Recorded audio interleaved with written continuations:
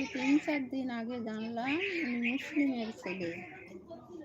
তো মুসলিমের ছেলে এই গীতা সম্পর্কে লিখেছে, আর আমি কিছু ভক্তদের সঙ্গে বলার কথা খুঁজে পাই না, তাই আমি ফোনের থেকে লিখে নিয়েছিলাম যে গীতায় যখন পাঠ করতে যাই তখন গীতার সম্পর্কেই বলবো এর কথাটা।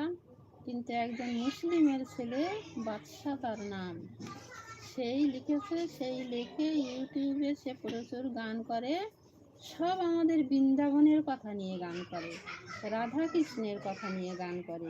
কে ভাববে যে ও মুসলিম? সেদিন বলেছে, আমি জানলাম কি করে, ওর মেয়ের জন্মদিন, ওনার মেয়ের জন্মদিন, তো সে মেয়ে কলেজে পড়ে, তার নামটা যখন বলছে যে তানিয়া খাতুন, আমার মেয়ে তানিয়া খাতুন এই জন্মদিনে একটা গান গাইবে, তখন তাই জানলাম আমি যে বাদশা তাহলে মুসলিম। ও আর একটাও গীতার কথা লিখেছিল, সেটাও একটু বলবো।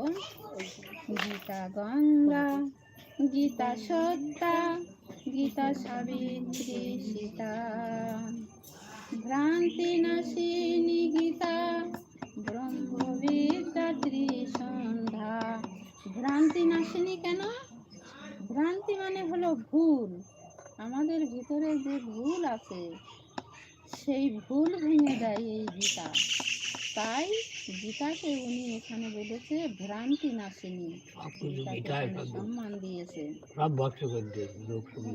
গীতার বাণী পাঠ করিলে থাকে না ভব জ্বালা, এ দে আমার মহান প্রভু শ্রীকৃষ্ণের কথার মালা।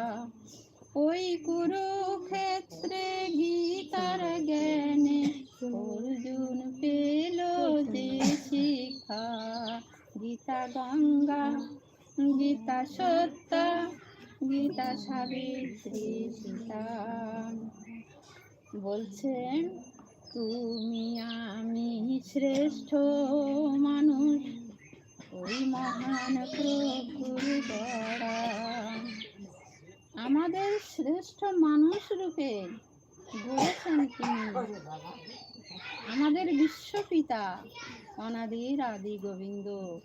84 লক্ষ জনি ভ্রমণ করে যখন আমরা ক্লান্ত শ্রান্ত, তখনই আমাদের বিশ্বপিতা বলল, তোরা অনেক কষ্ট করেছিস, 84 লক্ষ বার কষ্ট পেয়েছিস, বিভিন্ন জন্ম নিয়ে নিয়ে, তোদের এবার মানব জন্ম দেব আমার কর্ম করার জন্য। আমার কর্ম করে তোরা আমার ঘরে ফিরে আসবি।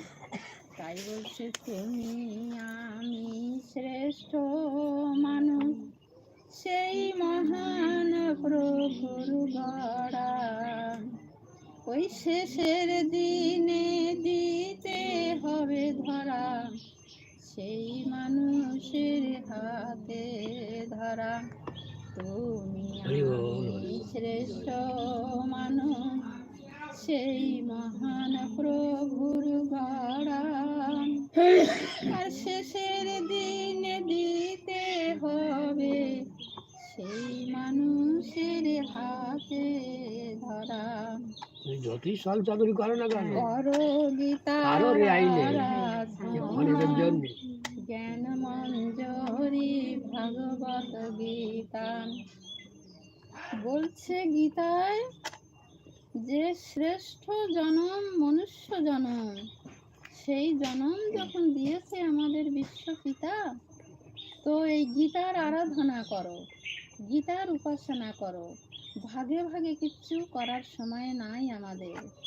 তো গীতার আরাধনা উপাসনা করলে সেই ভব সিন্ধু পারেই যাওয়া যাবে।